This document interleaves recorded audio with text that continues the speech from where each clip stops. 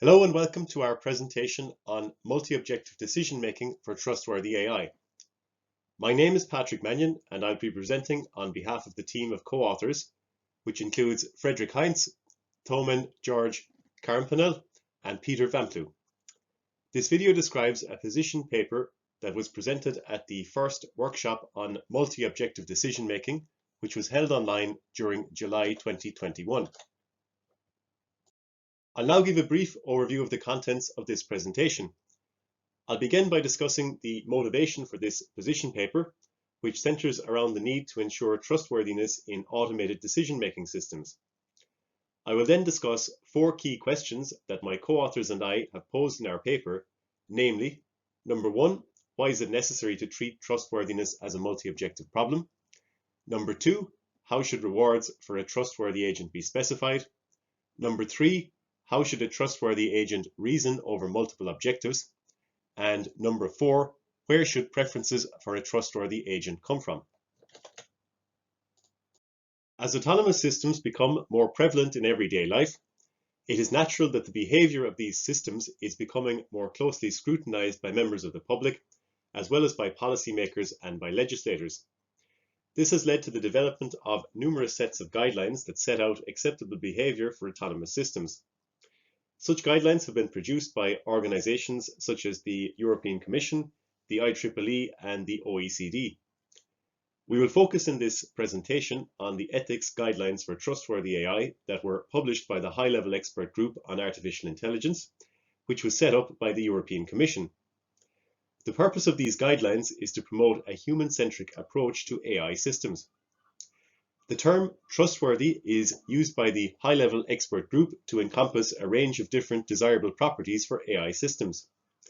The expert group highlighted three components that should always be adhered to by trustworthy systems. And these are that AI systems should be lawful, that is to say, they should always obey all relevant legislation. They should be ethical, meaning that they should comply with the ethical standards that are prevailing for the problem domain of interest. And they should be robust, meaning that they should perform as per their design specifications and should be both resilient and secure. The report of the high-level expert group also contains four ethical guidelines that are based on fundamental rights. These include the respect for human autonomy, the prevention of harm, fairness in decisions, and the explicability of decisions. Our proposal is that these trustworthiness factors and ethical guidelines should be treated as incommensurable objectives during autonomous decision-making, just as primary objectives of the system designer are treated. For example, in an electricity generation scenario, the value vector V might contain the objectives fuel cost, emissions, noise, and safety, as well as primary objectives of the system designer such as fuel cost and emissions. The measured values for relevant trustworthiness requirements described earlier, such as safety or, for example, adherence to noise limits, could also be explicitly accounted for, allowing an agent to then optimize for and be evaluated on the desired trustworthiness requirements in addition to its primary goals. By explicitly representing the different aspects as a multi-objective value vector, the problem and the solution is made more understandable by humans, which will directly improve the transparency of the approach, the accountability, and the potential for human oversight. Once the main objectives of an autonomous system and the trustworthiness factors have been arranged into a value vector, our proposal is that the well-known multi-objective decision-making concept of a utility function can be used to integrate the human-aligned preferences over the trustworthiness factors. For illustrative purposes, we show here the canonical and well-known linear scalarization function, although we will discuss some potential alternatives later in the talk. The main idea is to input the values of the objectives of interest as well as the measured trustworthiness factors into the utility function as the value vector V, and to also input a vector representing preferences that are human-aligned, denoted here by W. And based on V and W, the utility function will be able to score any proposed control policy in terms of the main objectives of the system designer, as well as the adherence to the trustworthiness principles. Now that I've set out the argument for treating trustworthiness as a multi-objective problem, I'll move on to discuss the second question that we raised in our paper, which is how should rewards for a trustworthy agent be specified? Many families of algorithms that could potentially be deployed in autonomous systems aim to maximize the return from a reward function, or analogously from an objective function or fitness function, and that is to say, some function that evaluates how well the agent is performing. Examples of such algorithms that are well known include those in the families of reinforcement learning, planning for sequential decision-making problems, and also various meta-heuristic algorithms. The general idea is for an agent to then learn or plan or evolve a policy that leads to the highest return, where actions that lead to higher levels of return are more preferred than actions that lead to lower levels of return.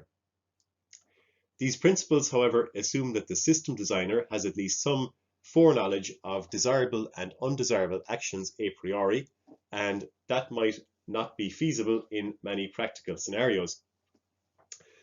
Furthermore, we discovered there's a surprising lack of literature that is dedicated to the topic of reward design. And for example, a recent preprint by Knox et al. Noted that the latest edition of Sutton and Bartow's Standard Text on Reinforcement Learning from 2018 devotes approximately 0.3% of its pages to the topic of reward design in the absence of a known performance metric. And because the idea of reward maximization is a fundamental concept of so many algorithmic approaches that can be used for autonomous decision making, the lack of principled design guidelines for reward functions has very obvious implications for the trustworthiness of AI systems. A related point is that it's also quite concerning that in many types of problems, the specification of rewards is arbitrary in situations where there's no known performance metric or natural quantity that could be used to evaluate an agent's performance on an objective of interest. In certain problems, for an example, an agent that is conducting high-frequency trading of stocks or other assets, an obvious objective for the agents to pursue is to maximize the total profit in dollars. Other such examples of natural performance measures include emissions in some unit like tons of CO2 equivalent, or the travel time of a journey that's measured in hours. Difficulties arise, however, in other types of settings where it is left to the system designer to decide the reward that should be assigned to various events that could happen in the environment. Let's consider, for example, the one that we give in our paper, which is how to reward a collision by a self-driving car. If we would look at this from a traditional single objective reinforcement learning or planning perspective, a system designer may add a component to their single objective reward function that assigns some number to the event of the self-driving car colliding with an obstacle. Usually such a reward would be negative because the collision is an undesirable event and instances of collisions should be minimized. However, in this situation, the designer faces a dilemma. What should be the magnitude of this negative reward? Should it be, for example, -10, or -100, or -1 million even? We argue that there is in fact no correct answer to this question, and that the scale of the value that's chosen by the designer in this situation is completely arbitrary. In many cases, the scale of this negative reward would be chosen through trial and error to achieve some useful level of observed behavior after much fine-tuning, and the balancing of the scale of this reward in relation to any other rewards given to the learning system is set in an unscientific manner that is not well aligned with the preferences of the end users or indeed of society at large. So how could this problem be solved? Our proposal is that for objectives where there is no natural measure of performance, for example, avoiding collisions in the case of a self-driving car, the community should seek to move towards the idea of event-based rewards. That is to say, simply assigning a 1 in the case of a collision happening or a 0 in the case of no collision happening in the autonomous driving example, and then that the preference over this event happening or not happening should not be encoded in the reward function, and these preferences should instead be encoded later in the utility function for the agent.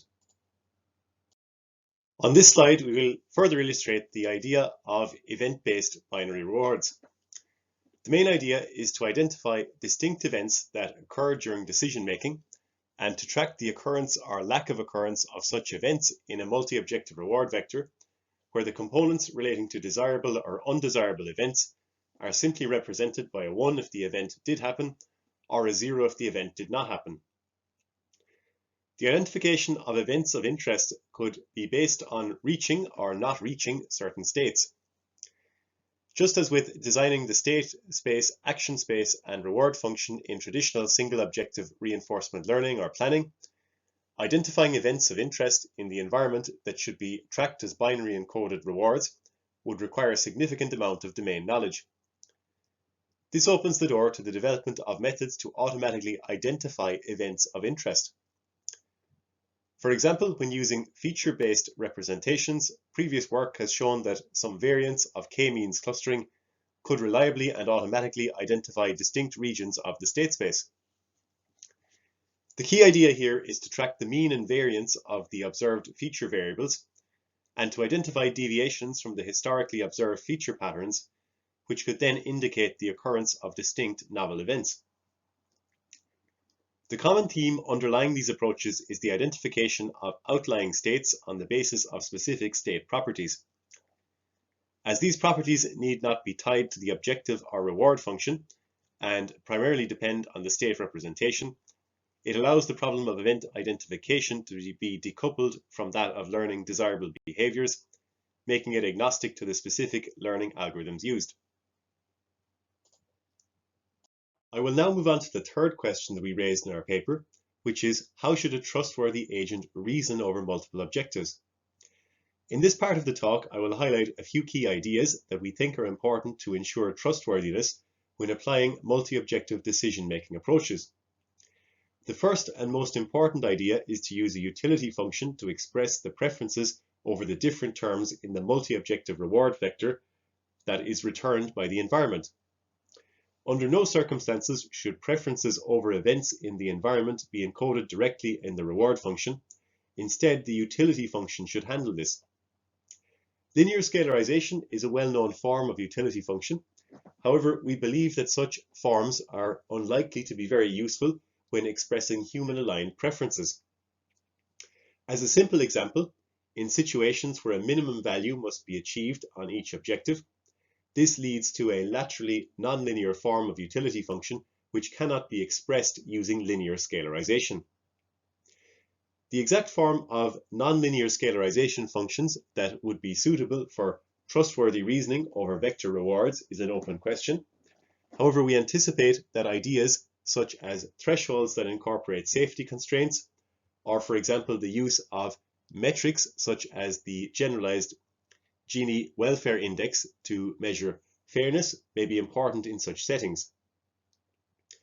Another option is multi-policy learning, where one aims to learn a coverage set of Pareto-optimal trade-off solutions.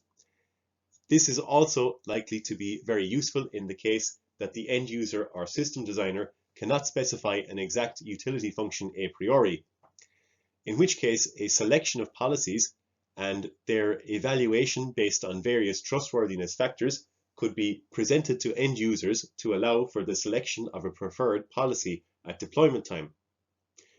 Of course, multi-policy learning is very challenging in high-dimensional real-world problems, and any future advances in this area of multi-objective decision-making or multi-objective reinforcement learning and planning will also be useful for ensuring the trustworthiness of prototype or deployed systems.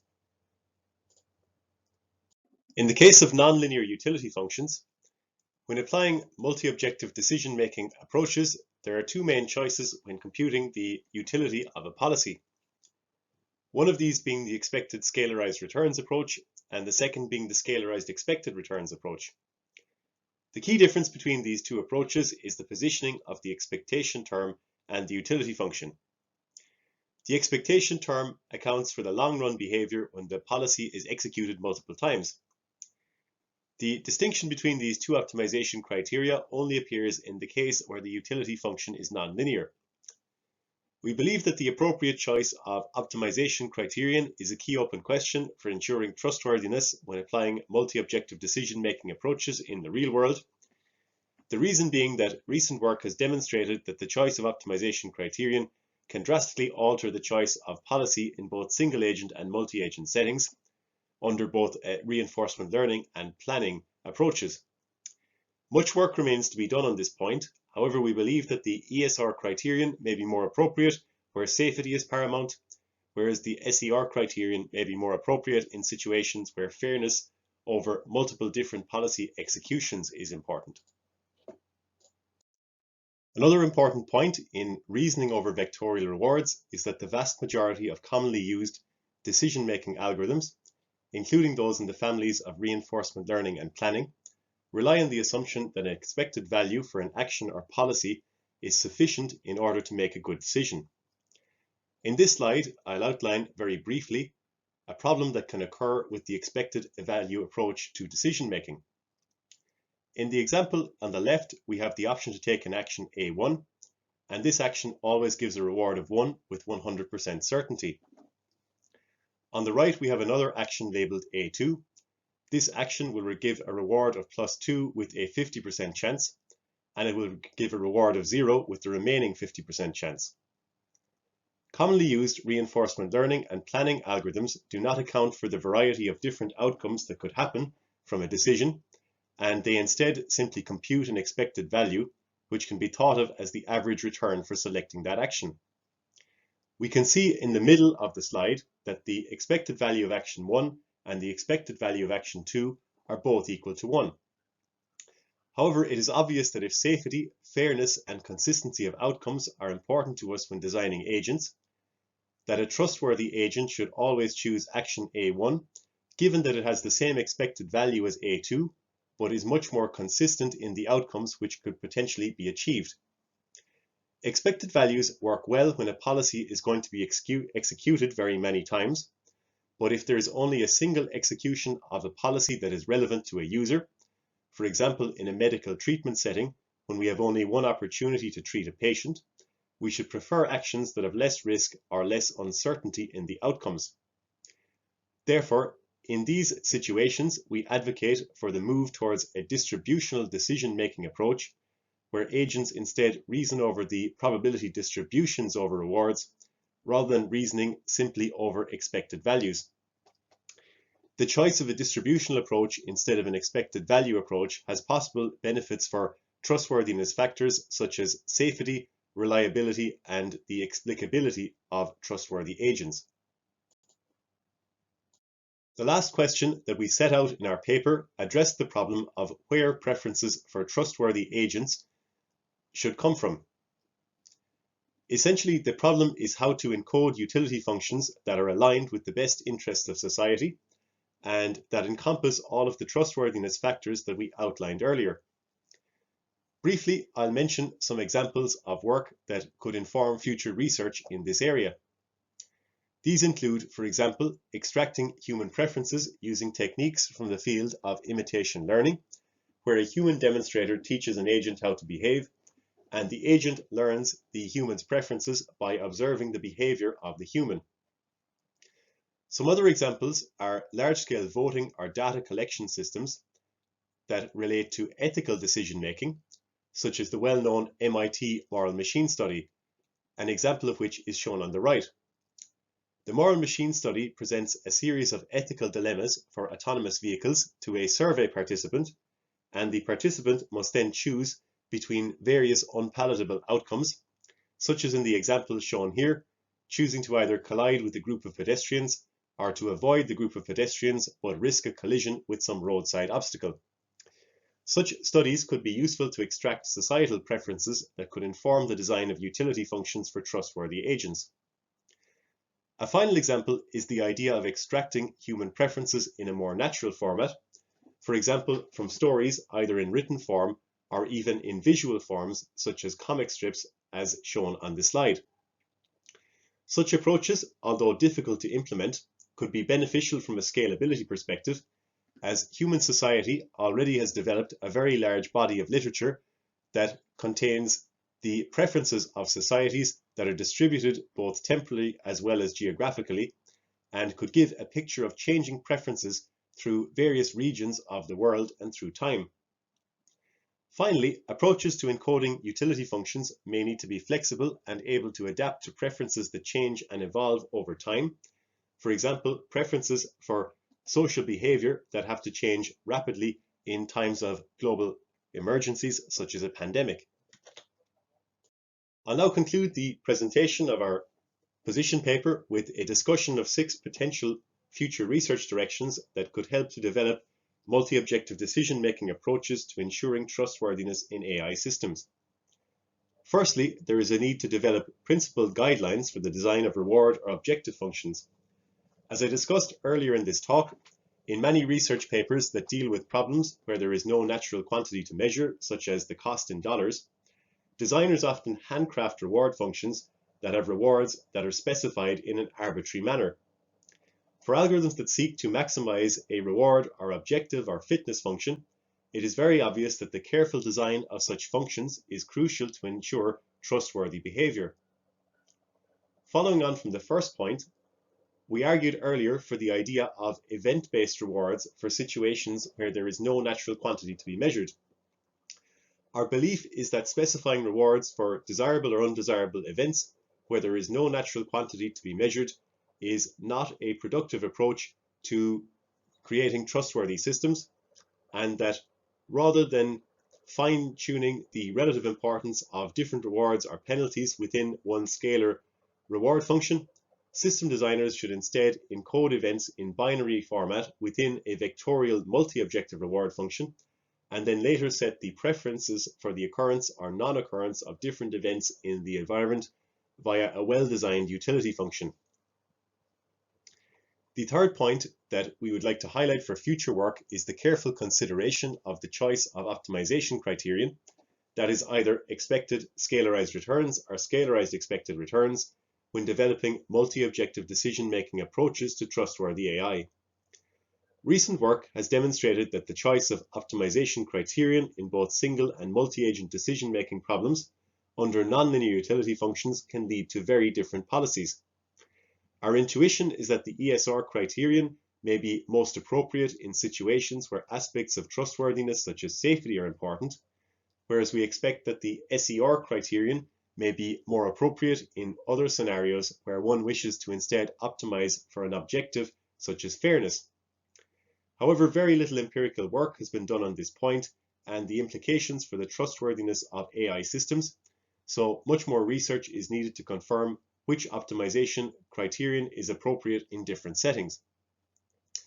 Another key point which we believe will be very important is the development of algorithms that reason in a distributional manner over the anticipated reward for choosing different actions or indeed for following different policies.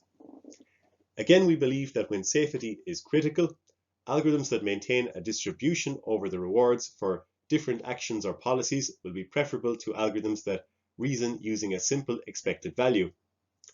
Work on this point is also at a very early stage, so we encourage the community to explore this point further. The fifth point is that we anticipate that multi-objective decision-making approaches may be helpful when aiming to satisfy another of the key trustworthiness aspects, which is that of explicability.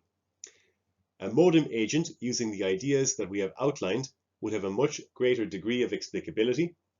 The agent could report the expected or distributional reward values for each objective of interest, and then demonstrate that the action leading to the most preferred compromise over objectives was chosen according to the user's specified utility function.